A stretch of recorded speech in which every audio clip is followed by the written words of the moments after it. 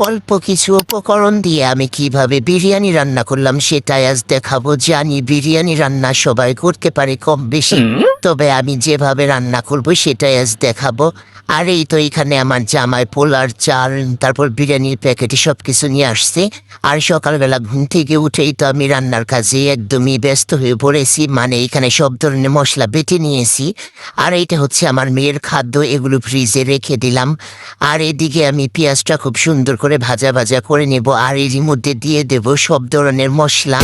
আর এইখানে আমি পেঁয়াজ, মরিচ, আদা সব ধরনের মশলা বেটে নিয়েছি, কারণ এইখানে আমি হলুদের গুঁড়া আর হচ্ছে মরিচের গুঁড়া ব্যবহার করব না, কারণ একদম খিচুড়ি হয়ে যাবে এজন্য। আর এরই মধ্যে আমার মেয়ে একটু রান্না বান্না করে সাহায্য করলো।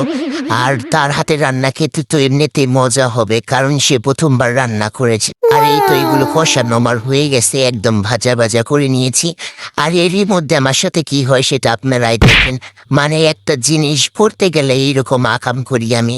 আর এদিকে আমি গরম পানি করে নিয়েছিলাম আগে, তাই আমার রান্নাটা খুবই তাড়াতাড়ি হয়ে গেছে। আর এই হচ্ছে আজকের বিরিয়ানি, তবে ক্যামেরার মধ্যে অতটা ভালো দেখাচ্ছে না, তবে খেতে অনেকটাই মজা হয়েছে। আমি যখন শ্বশুর বাড়ি গিয়ে রান্না করি এত বাজে হয় যা বলার মতো না, তবে এইখানে এসে রান্না করলে অনেকটাই ভালো হয়, কারণ এখানে প্রশংসা করার মতো কেউ নেই।